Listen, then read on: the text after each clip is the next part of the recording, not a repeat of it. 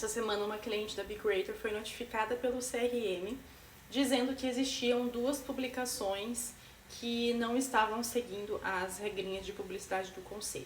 E quero contar para vocês como foi que nós, enquanto estúdio de criação de conteúdo médico, lidamos com essa situação e quais são os passos que serão dados a partir de agora. Esse é um vídeo informativo para você ficar alerta, para você não cair mais naquele conto de que o conselho não fiscaliza, de que o conselho não está vendo, porque o conselho fiscaliza sim, ele oficia sim. E se você não souber lidar com esse trâmite do conselho, existe uma probabilidade muito grande de você cair em uma sindicância, cair em um processo ético profissional, o que não é bacana. Então, fica aqui se você querer conteúdo médico para as redes sociais, porque é muito importante. No perfil da minha cliente, existiam 2 publicações que foram apontadas como irregulares, tá? Como supostamente irregulares. Primeira delas, antes da gente começar a trabalhar com essa médica, já existia um post que foi feito pela clínica onde ela atuava, presta atenção nisso, tá? Não foi ela que publicou, foi a clínica que publicou no perfil dela e mencionou a médica, marcou ela ali no Instagram também, dizendo que ela era médica dermato quando ela não tem RQE. Esse já era um ponto que a gente tinha avisado para ela que era um risco assim que ela nos acionou para contratar os nossos serviços. Então, quando a gente faz a estratégia do cliente, a gente verifica quais são os potenciais riscos de notificação e N outros riscos potenciais. E esse era um risco que a gente já tinha dito para ela, que existia a possibilidade do conselho fazer uma notificação ou vir atrás dela por conta dessa publicação. E nós fizemos um post que também foi colocado na notificação, falando sobre os serviços específicos que ela oferece e que foi interpretado pelo conselho como potencial indução de erro, né? Como se ela estivesse induzindo as pessoas a acreditarem que ela era dermato, quando na verdade ela não tem o RQE, não é dermato, né? Esse post ele dizia exclusivamente os serviços que ela oferecia, então botox, preenchimento, bioestimulador, liftéria, os equipamentos de modo geral.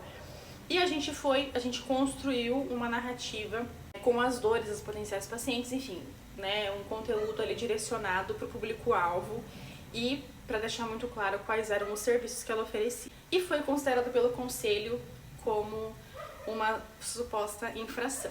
Detalhe, em momento nenhum a gente mencionou que ela atuava na área da dermato, que ela atuava como dermatologista.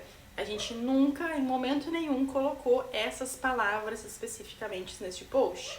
Dei a notificação, analisei ali o post e falei pra ela, olha, o que a gente pode fazer é, arquivar esse post para encerrar por aqui essa discussão, né, do que pode e do que não pode. Já que eles disseram a gente pode sim arquivar, a gente cria outro conteúdo, outros conteúdos estratégicos para falar sobre os seus serviços. E diante desse cenário, diante da notificação, agora a minha cliente tem o prazo de 15 dias para poder apresentar um plano de correção, né? Então o conselho basicamente quer saber o que essa médica vai fazer nas redes sociais dela para sanar esses erros, esses supostos erros.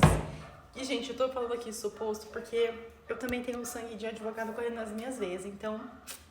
Mas, brincadeiras à parte, ela tem, então, o prazo de 15 dias para apresentar um plano, um documento para o conselho, dizendo quais são os planos de correção, o que ela vai fazer na rede social dela para corrigir o que o conselho apontou como errado. E aqui é que tá a informação que vale muito ouro. Se você recebe uma notificação dessa, você precisa responder dentro do prazo de 15 dias. Caso contrário, existe uma chance muito grande de que o conselho abra uma sindicância contra você. E a sindicância nada mais é do que um processo de investigação feito pelo conselho para verificar se você de fato cometeu algum erro ou não. Para verificar se você violou a resolução de publicidade, se você violou o código de ética médica. Então é um processo de investigação. Se esse processo de investigação concluir que sim, que você cometeu um erro, aí eles vão partir para o processo ético profissional, que vai analisar de novo o que foi que aconteceu, vai apresentar o prazo para você se manifestar, para você apresentar a sua defesa. E dependendo do que acontecer, né, durante esse trâmite desse processo, existe uma chance muito grande de que você seja punido, né? Então, se você não apresentar uma manifestação bacana, se você não apresentar provas de que você estava agindo corretamente, você pode ser punido, né? E aí existe um rol de punições que o conselho pode aplicar contra você.